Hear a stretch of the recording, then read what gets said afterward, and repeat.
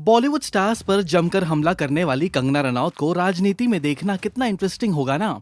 और उनके पॉलिटिक्स में एंट्री की खबर इन दिनों ब्रेकिंग न्यूज बनी हुई है। क्वीन इस बार भाजपा की तरफ से लोकसभा इलेक्शन लड़ने वाली है, वो भी अपने जन्मभूमि हिमाचल प्रदेश की मंडी से।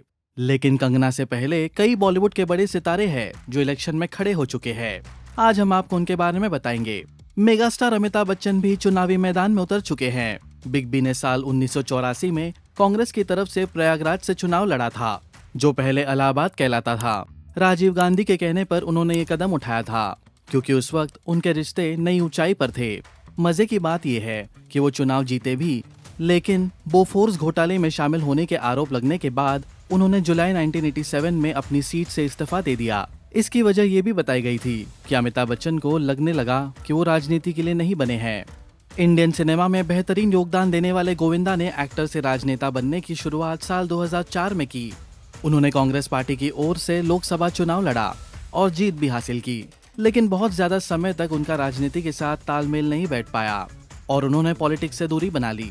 ड्रीम गर्ल हेमा मालिनी काफी समय से राजनीति में एक्टिव है। वो मथुरा से चुनाव लड़ जीत हासिल कर चुकी है। इस बार भी वो मथुरा से चुनाव लड़ने वाली है।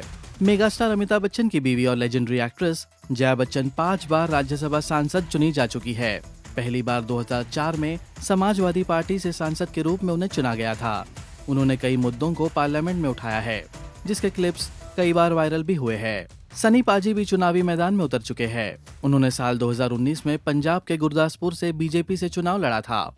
हालांकि पार्लियामेंट में उनकी अटेंडेंस 18% ही रही है। उर्मिला मातोंडकर वैसे 2019 के लोकसभा चुनाव में कांग्रेस की तरफ से अपना किस्मत आजमा चुकी है, लेकिन हाथ लगी हार। फिर उन्होंने 2020 में शिवसेना ज्वाइन कर लिया था। इस तरह से आज भी मुझे कांग्रेस की तरफ कोई भी अलगाव या कोई भी मुश्किल या कोई भी ये नहीं है। और यहाँ पर लोग क्या करते हैं, पार्टी में रहकर भी पार्टी की बुराइयाँ करते हैं और बल्कि ज़्यादा बुराइयाँ करते हैं पार्टी में रहकर। विधानसभा के चुनाव आने वाले थे, तो भले ही मेरे ऊपर बहुत उस वक्त लांछन लगे, लेकिन मैंने पार्टी के ऊपर मैंने किसी भी तरह का कोई इंटरव्यू इसलिए नहीं दिया क्योंकि मैं पार्टी के बारे में कोई भी नेगेटिव चीज़ें ना बोलना चाहती थी, ना फैलाना चाहती हूँ। राजनीति में जयाप्रदा ने पहले कदम 1994 में रखा था। उस समय जयाप्रदा तेलुगु देशम पार्टी में शामिल हुई थी, लेकिन कुछ वजह से वो साल 2004 में समाजवादी पार्टी में शामिल हो गई। चुनाव लड़ा भी और जीत भी हासिल की, और साल 2019 के आम चुनावों से पहले उन्होंने बीजेपी का दामन थाम लिया था। शत्रुघ्न सिन्हा राजनीति में काफी एक्टिव रहते हैं। उन्होंने बीजेपी के टिकट पर लोकसभा चुनाव लड़ा और जीता भी था। हालांकि अब शत्रुघ्न सिन्हा टीएमसी के सांसद है। बीते 10 सालों से किरण खेर चंडीगढ़ की सांसद है। उन्होंने साल 2009 में बीजेपी ज्वाइन किया था। अब देखना ये दिलचस्प होगा कि वो इस बार चुनाव लड़ती है या नहीं। समाजवादी पार्टी से राजनीतिक सफर की शुरुआत करने वाले राज बब्बर लंबे समय से पार्टी के स्टार नेता रहे, लेकिन बाद में उन्होंने एसपी यानी समाजवादी पार्टी का दामन छोड़कर कांग्रेस पार्टी का दामन थाम लिया।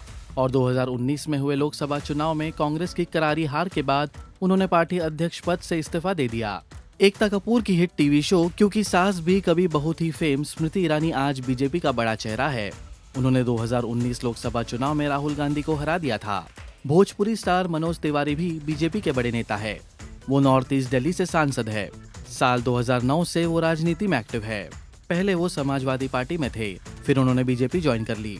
भोजपुरी से लेकर बॉलीवुड तक अपना जलवा बिखेरने वाले रवि किशन भी बीजेपी के बड़े नेता है। वो गोरखपुर से सांसद है। रवि किशन पहले कांग्रेस पार्टी में थे। साल 2014 का चुनाव हारने के बाद उन्होंने 2019 का चुनाव बीजेपी की तरफ से लड़ा।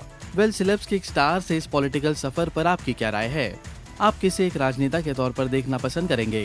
कंगना के पॉलिटिक्स ज्वाइन करने को लेकर आप क्या सोचते हैं? नीचे कमेंट्स करके हमें जरूर बताइए। और लेटेस्ट अपडेट्स के लिए देखते रहिए बॉलीवुड नाउ।